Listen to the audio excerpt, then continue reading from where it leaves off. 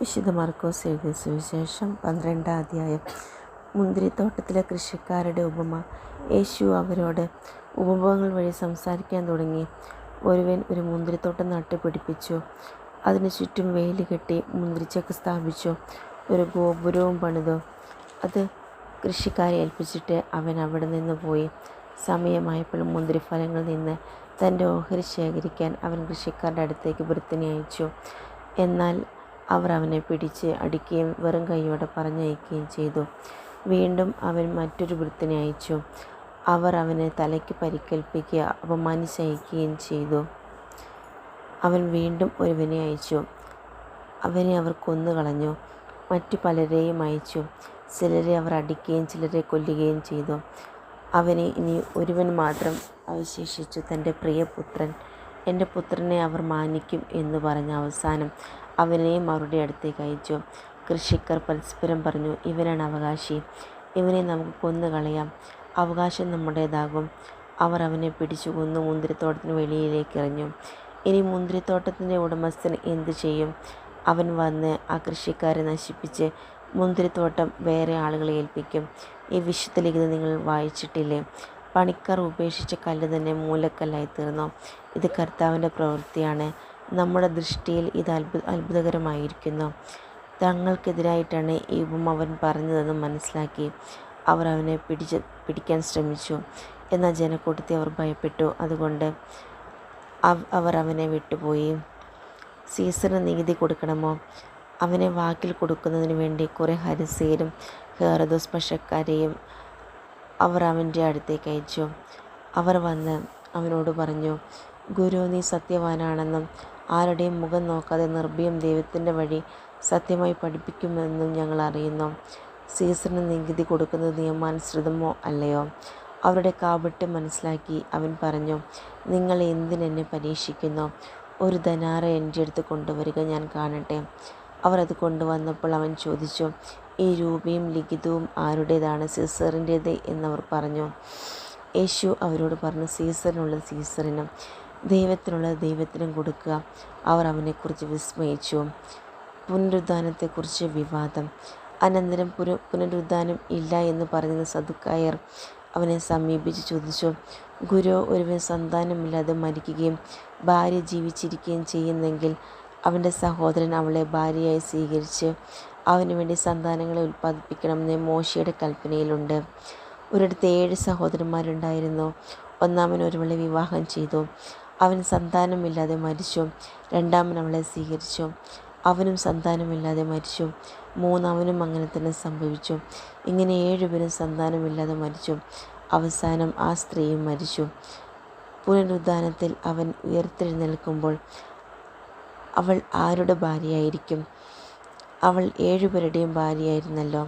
യേശു അവരോട് പറഞ്ഞു, വിശുദ്ധ ലിഖിതങ്ങളോ ദൈവത്തിൻ്റെ ശക്തിയോ അറിയാത്തത് കൊണ്ടല്ലേ നിങ്ങൾക്ക് തെറ്റുപറ്റുന്നത്? എന്തെന്നാൽ മരിച്ചവരിൽ നിന്ന് ഉയർത്തെഴുന്നേൽക്കുമ്പോൾ അവർ വിവാഹം ചെയ്യുകയോ ചെയ്തു കൊടുക്കുകയോ ഇല്ല. മറിച്ച് അവർ സ്വർഗത്തിലെ ദൂതന്മാരെ പോലെയായിരിക്കും. മരിച്ചവർ ഉയർത്തെഴുന്നേൽക്കുന്നതിനെക്കുറിച്ച് ദൈവം മുൾപ്പടർപ്പിൽ നിന്ന് മോശയോട് അരുളി ചെയ്തത് എന്താണെന്ന് മോശയുടെ പുസ്തകത്തിൽ നിങ്ങൾ വായിച്ചിട്ടില്ലേ? അവിടുന്ന് പറഞ്ഞു, ഞാൻ അബ്രഹാത്തിൻ്റെ ദൈവവും ഇസഹാക്കിൻ്റെ ദൈവവും യാക്കോബിൻ്റെ ദൈവവുമാണ്. അവിടുന്ന് മരിച്ചവരുടെയല്ല ജീവിക്കുന്നവരുടെ ദൈവമാണ്. നിങ്ങൾക്ക് വലിയ തെറ്റുപറ്റിയിരിക്കുന്നു. സുപ്രധാന കൽപ്പനകൾ. ഒരു നിയമജ്ഞൻ വന്ന് അവരുടെ വിവാദം കേട്ടു. അവൻ നന്നായി ഉത്തരം പറയുന്നുവെന്ന് മനസ്സിലാക്കി അവനോട് ചോദിച്ചു, എല്ലാറ്റിലും പ്രധാനമായ കൽപ്പന എന്താണ്? യേശു പ്രതിവചിച്ചു, ഇതാണ് ഒന്നാമത്തെ കൽപ്പന. ഇസ്രായേലേ, കേൾക്കുക, നമ്മുടെ ദൈവമായ കർത്താവ് ഏക കർത്താവാണ്. നീ നിന്റെ ദൈവമായ കർത്താവിനെ പൂർണ്ണ ഹൃദയത്തോടും പൂർണ്ണ ആത്മാവോടും പൂർണ്ണ മനസ്സോടും പൂർണ്ണ ശക്തിയോടും കൂടെ സ്നേഹിക്കുക. രണ്ടാമത്തെ കൽപ്പന, നിന്നെ പോലെ തന്നെ നിന്റെ അയൽക്കാരനെ സ്നേഹിക്കുക. ഇവയേക്കാൾ വലിയ കൽപ്പനയൊന്നുമില്ല. നിയമജ്ഞൻ പറഞ്ഞു, ഗുരു, അങ്ങ് പറഞ്ഞത് ശരി തന്നെ. അവിടുന്ന് ഏകനാണെന്നും അവിടുന്നല്ലാതെ മറ്റൊരു ദൈവമില്ലെന്നും അവിടുത്തെ പൂർണ്ണ ഹൃദയത്തോടും പൂർണ്ണ മനസ്സോടും പൂർണ്ണ ശക്തിയോടും കൂടെ സ്നേഹിക്കുന്നതും തന്നെ പോലെ തന്നെ അയൽക്കാരനെ സ്നേഹിക്കുന്നതും എല്ലാ ദഹനബലികളെയും യാഗങ്ങളേക്കാൾ മഹനീയമാണെന്നും അങ്ങ് പറഞ്ഞത് സത്യമാണ്. അവൻ ബുദ്ധിപൂർവ്വം മറുപടി പറഞ്ഞു എന്ന് മനസ്സിലാക്കി യേശു പറഞ്ഞു, നീ ദൈവരാജ്യത്തിന് അകലെയല്ല. പിന്നീട് യേശുവിനോട് ആരും ചോദിക്കാൻ ആരും ധൈര്യപ്പെട്ടില്ല. ക്രിസ്തു ദാവീദിൻ്റെ പുത്രൻ. ദേവാലയത്തിൽ പഠിപ്പിച്ചുകൊണ്ടിരിക്കുമ്പോൾ യേശു ചോദിച്ചു, ക്രിസ്തു ദാവീദിൻ്റെ പുത്രനാണ് നിയമം ഞാൻ പറയുന്നത് എങ്ങനെ? പരിശുദ്ധാത്മാവിനെ പ്രചോദിതനായി ദാവീദ് തന്നെ പറഞ്ഞിട്ടുണ്ട്, കർത്താവ് എൻ്റെ കർത്താവിനോട് അരുളി ചെയ്തു, ഞാൻ നിൻ്റെ ശത്രുക്കളെ നിൻ്റെ പാദങ്ങൾക്ക് കീഴിലാക്കുവോളം നീ എൻ്റെ വലത്തുഭാഗത്ത് ഉപവിഷ്ടനാവുക. ദാവീദ് തന്നെ അവനെ കർത്താവ് എന്ന് വിളിക്കുന്നു. പിന്നെ എങ്ങനെയാണ് അവൻ എൻ്റെ പുത്രനാകുന്നത്? ജനക്കൂട്ടം സന്തോഷപൂർവ്വം അവൻ്റെ വാക്കുകൾ ശ്രവിച്ചു. നിയമജ്ഞരെ വിമർശിക്കുന്നു. അവൻ ഇങ്ങനെ പഠിപ്പിച്ചു, നിങ്ങൾ നിയമജ്ഞരെ സൂക്ഷിച്ചുകൊള്ളുവിൻ. നീണ്ട മേലങ്കികൾ ധരിച്ച് നടക്കാനും പൊതുസ്ഥലങ്ങളിൽ അഭിവാദനം സ്വീകരിക്കാനും സിനഗോഗുകളിൽ മുഖ്യസ്ഥാനങ്ങളും വിരുന്നുകളിൽ അഗ്രസ്ഥാനങ്ങളും ലഭിക്കാനും അവർ ആഗ്രഹിക്കുന്നു. എന്നാൽ അവർ വിധവകളുടെ ഭവനങ്ങൾ വിഴുങ്ങുകയും ദീർഘമായി പ്രാർത്ഥിക്കുന്നുവെന്ന് നടിക്കുകയും ചെയ്യുന്നു. ഇവർക്ക് കൂടുതൽ കഠിനമായ ശിക്ഷാവിധി ലഭിക്കും. വിധവയുടെ കാണിക്കാം. അവൻ ഭണ്ഡാരത്തിന് എതിർവശത്തിരുന്നു. ജനക്കൂട്ടം ഭണ്ഡാരത്തിൽ നാണയത്തുട്ടങ്ങൾ ഇടുന്നത് ശ്രദ്ധിച്ചു.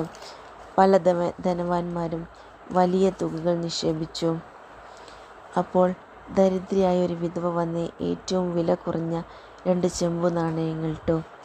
അവൻ ശിഷ്യന്മാരെ അടുത്ത് വിളിച്ചു പറഞ്ഞു, സത്യമായി ഞാൻ നിങ്ങളോട് പറയുന്നു, ഈ ദരിദ്ര വിധവ മറ്റാരേക്കാൾ കൂടുതൽ ഭണ്ഡാരത്തിൽ നിക്ഷേപിച്ചിരിക്കുന്നു. എന്തെന്നാൽ അവരെല്ലാവരും തങ്ങളുടെ സമൃദ്ധിയിൽ നിന്ന് സംഭാവന ചെയ്തു.